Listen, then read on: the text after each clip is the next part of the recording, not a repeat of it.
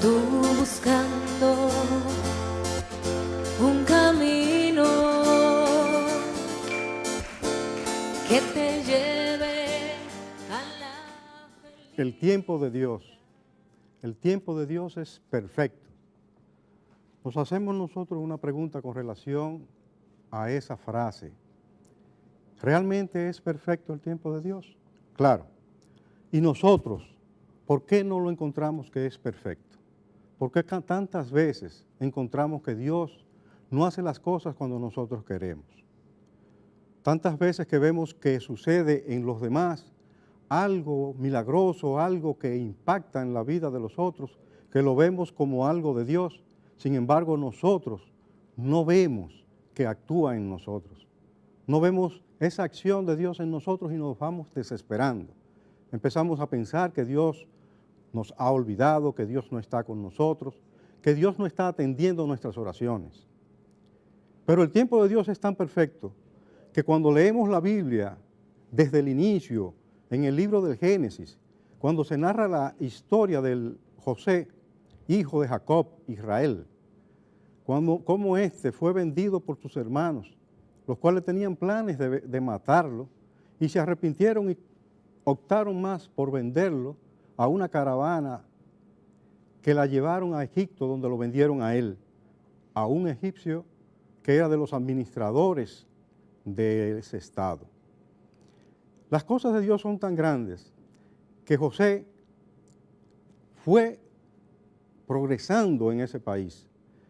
Su inteligencia, la gracia que tenía de Dios, lo fue llevando a ganarse el favor de la persona que lo había comprado.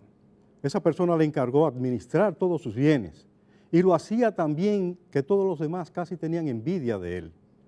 Así fue que, a raíz de un escándalo que provocó la esposa de ese señor, fue llevado a la cárcel y a través de un milagro que Dios hizo en él para que pudiera ser llamado por el faraón, se encargó de toda la administración de Egipto.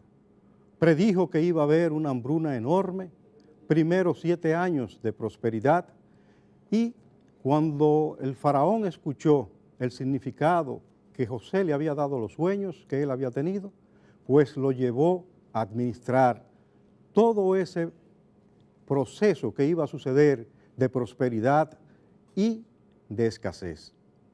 José hizo todas las medidas necesarias para que el pueblo pudiera tener de todo cuando llegara la escasez. Y así fue, a tal punto que cuando llegó la escasez había comida para todos. Y José fue administrando todo eso. A raíz de esa situación, sus hermanos y su padre se enteraron de la situación de que en Egipto había comida, y como la hambruna lo había tocado a ellos también, pues fueron hacia Egipto. Los hijos de Jacob, llegaron a Egipto y los recibió el mismo José. Ellos no lo conocieron, pero él sí se dio cuenta que eran sus hermanos. Todo se presentó para que él pudiera manifestar toda esa sabiduría que Dios le había dado en la administración y pudiera verse que el tiempo que él pasó, unos 20 años separado de su familia, creyendo su padre que él había muerto, que en esos 20 años no había pasado nada, que él no existía, y entonces él aprovechó ese tiempo, la manifestación de Dios, para que su familia no pasara hambre. Trajo a su familia a Egipto. Si ustedes leen todo ese capítulo, desde el 37 hasta el 47, que vemos la historia de José en el libro del Génesis, vemos cómo esa historia nos va contando todos esos detalles. Lo importante aquí en el tiempo de Dios perfecto es todo ese tiempo que pasó José pasando calamidades, fuera de su familia, donde su padre estaba triste, 20 años creyendo que había muerto. Pero el tiempo de Dios fue hecho para que precisamente José pudiera salvar a su familia y al pueblo de Dios que él había elegido para que fuera su pueblo que lo adorara. De ahí se mudaron todos los israelitas, los hijos de Israel, los otros 11 junto con José y su padre Jacob. Vivieron en Egipto y ahí se quedó el pueblo, se multiplicó hasta llegar a ser un pueblo tan numeroso que los egipcios empezaron a tener miedo de ellos. 400 años, tiempo de Dios, tiempo perfecto, para madurar a un pueblo, para llevar a un pueblo a que fuera reconociéndolo a Él y se lograra manifestar realmente lo que quería Dios con ese pueblo, el pueblo que Él había elegido. Nosotros muchas veces no entendemos qué es lo que sucede. Si leemos el Evangelio de San Marcos, vemos cómo el jueves de la quinta semana aparece la curación de una hija de una no judía. Cómo esa mujer no judía se acerca donde estaba Jesús, a una casa que había llegado, y encuentra que estaban en un banquete, y encuentran que Jesús está ahí, que ella quiere quiere que Jesús sane a su hija. Le pide a Jesús que sane a su hija, y Jesús le responde que no podía sanarla, porque Él estaba para los judíos.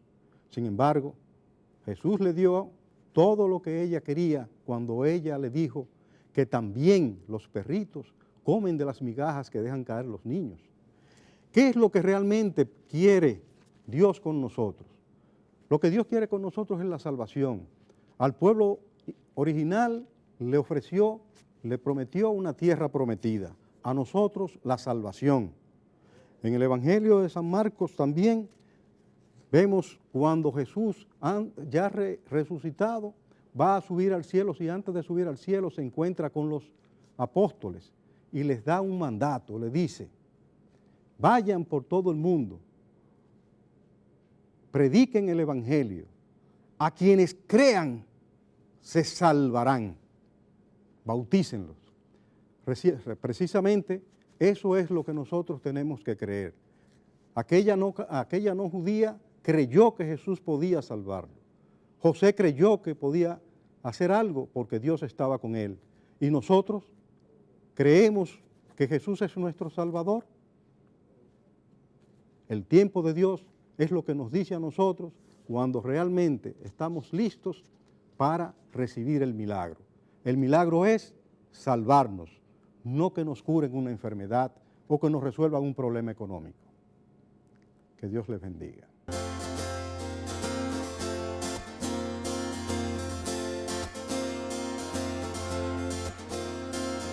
Tú buscando Todo me lo